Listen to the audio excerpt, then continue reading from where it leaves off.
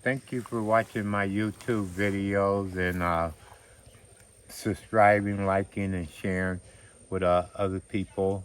We are now at San Praso Slave Site, and they have the British cemetery there. They have the shrine there. We're going to be meeting up with the tour guide, and he's going to take us around and show us a few things that they have out here on this site, and explain a few things to us. Also, we launched our Patreon channel. Is You can find it in the description box. Click on the link, and it'll take you there, and you can help support us doing YouTube video, taking you around to different historical sites in Ghana and other places also in Africa other than Ghana. We haven't gotten there yet, but our goal is to get there. So if you like the work that we are doing, um, please go in the description box and click on the link, and it will take you to our Patreon page. And also in the link, we have a store, our Etsy store. You could click on that link and start purchasing some of the merchandise and stuff, because that would also help support us, that we'll have the finance to continue our journey doing the things that we enjoy doing. Thank you very much. Once again, you are all welcome to Assin Praso Heritage Site. But it all talks about the slave trade that once happened. There are so many things that went on during that time. And all our ancestors who went into slavery, I think they went into slavery through so many means. And you all remember that by then, we were not using cash in exchange of goods, but we were rather using goods in exchange of goods. Sometimes human beings in exchange for goods. And I think if by now, if we were all to be around, I think most of us would have been bettered into such activities. Maybe would have been taken for salt, because most of our grandfathers who went into those slaves, they were one way or the other taken for something, and all these people were taken to other Portugal, other countries for their activities. Because of our contact with the Europeans, there are some words that we say which are not actually our own language, but it was induced from the language of especially the Portuguese. Something like Banche. Banche is not our local language. It's a Portuguese language. Asopatre, for instance. It was all because of our contact with the Europeans. They were brought all the way from Salaga to Tumu, right from Wa. And I tell you, they were not just coming with any vehicle, but they were coming by foot. So they had to walk all the way from that place down to Assin Praso. And over here, we have the castle, and you could see the ruins of the castle. When I talk of the ruins, it is now demolished. So you could see the concrete. Yeah, it was a full castle where the slaves that were brought here were kept before preparing them for other or for them to continue their journey. And so we have the ruins of the castle, which were used during the slave trade and then the Anglo-Ashanti wars. When you come here, like I said, we have the ruins of the castle. Over here is the Pra River shrine. That is where we speak to the river gods. Pra River, whatever you want to tell the gods of the river. That is where we perform our rituals, say everything over there. And so we can now move, and then we look at one or two things around. Like I told you earlier on, here is the Pra River shrine. And if you've heard of the oldest mango tree, some people will say that it is the biggest mango tree. It is not the biggest mango tree, rather.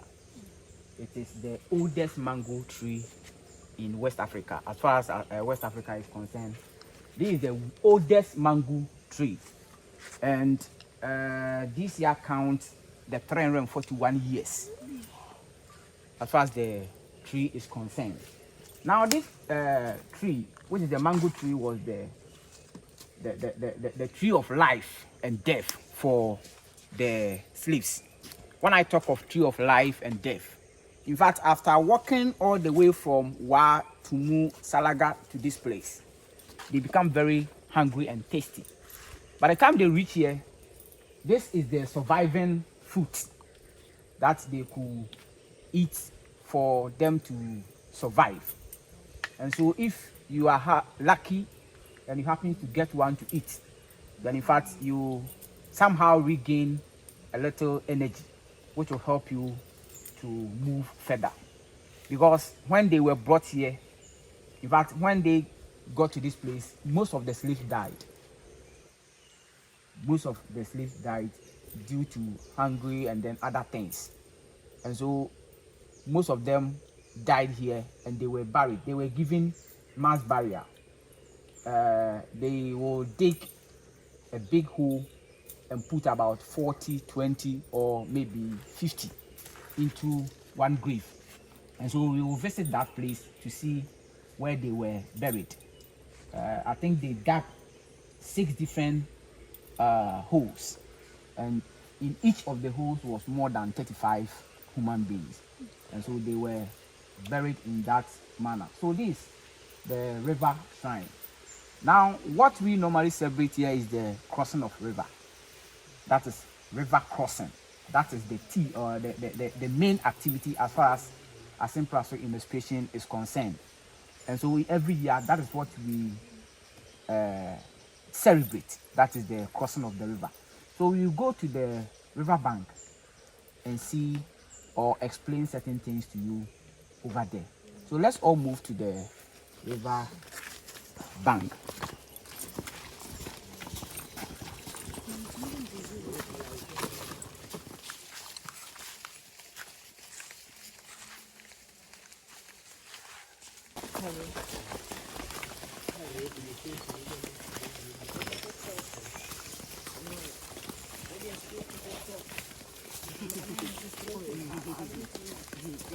You're rich to stay up.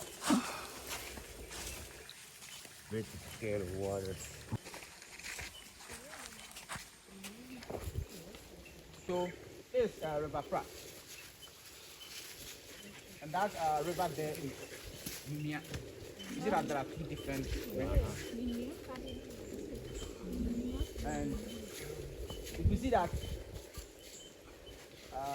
they don't meet, and nobody should force him or herself to mix them to be a different thing altogether. So that is Mimia, and this river Pratt. And that river over there won't run into this river? Yes, please. Well, what's stopping it? What's stopping that river from intruding There into is this a clear history to that, which I will explain to you when we are done with everything. Okay. That one will be Yeah, I can see the water different color. Yeah. different color. Okay. And that one is Mumia, and this is River Pratt. Okay. And so they don't meet actually. That is why you can see that they are separated from each. That is where the slaves were kept before they will be crossing the river to this place. Don't forget that if you cross the river to the other side, you have entered Ashanti region. Yeah. And here is Central region. The last town as far as Central region is concerned is Assin Praso. And we share boundary directly with Ashanti region. Right from Salaga, Tumu, Wa, they will be walking barefooted to this place. And where the red banner is where they were kept before they will be crossing the river with a canoe. And so the slave masters will use canoe in crossing the slaves to this side. And in fact, even in the course of crossing the river, some of the slaves will prove stubborn, trying to fight with their slave masters. Some will be shot and put into the river. Others will try escaping, and they will also be shot. So some were shot and put into the river for the river to be taking them away. Others were struggling with the slave masters, and they were also killed and put into the river. And that is why every year we demonstrate how the crossing of the river looks like. When the slaves are brought from the other side to this place, they were first kept here. And when they are all full in their number, then they march them to the castle where I showed you. Like how you are coming, that is how the slaves were walking the corridor. And so from that end to this place, all these places are slave corridors. Okay.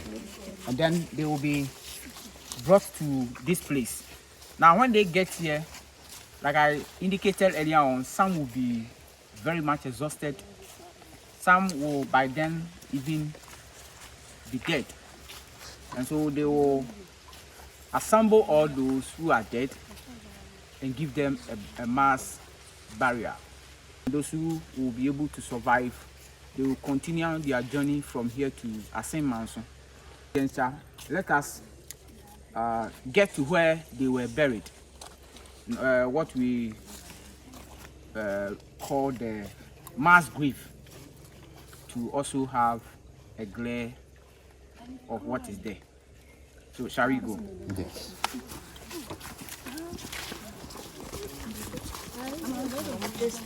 On the street.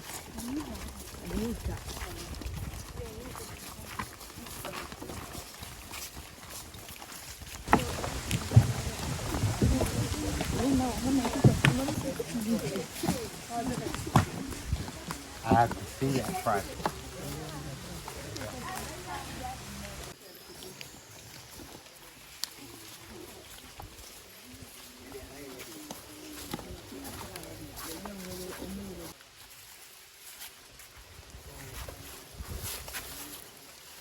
Here is the mass grave. The slave that died, here is the place that they were buried. Now we use the sixth grave. So this is one grave, another grave, another grave, and the other one over there. But in fact, this is the biggest one. Very good. And so the literature will tell us that about 30 to 40 were buried in each of the graves, but this one was more than 100 and over. And so this is how they were buried. They were not buried each. And so every year we come here to lay wreaths in their remembrance. Now we also have what we call the European cemetery. This is how we the black, when we died, we were buried. But European cemetery, and you look at how they were also buried. The people that were also buried there. So whatever is here is summarized here. Okay. So you can read whatever is here to understand what is here. But when you get inside, you look at their graves. And so we have the grave of Major Victor Ferguson. And he was the Royal Horse Guards.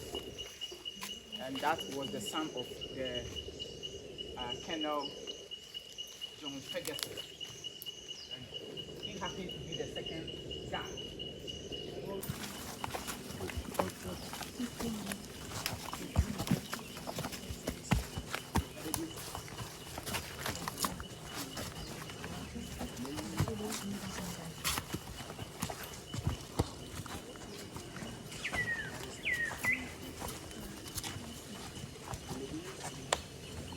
So the epitaph is raw oak.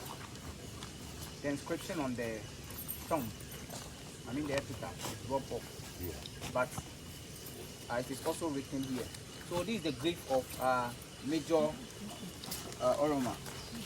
Now he died in October 1900. And then we also have Ferguson's grave over there. In fact, that one, the epitaph is there. So you can even read from that side. Although, like I indicated earlier on, whatever this year has been summarized. Over that. So this is how the Europeans, when they died, they were buried. In fact, this man was buried alongside the wife, Sophia. They wanted to bury them in one grave. So that is it for Assin Praso Emancipation Site.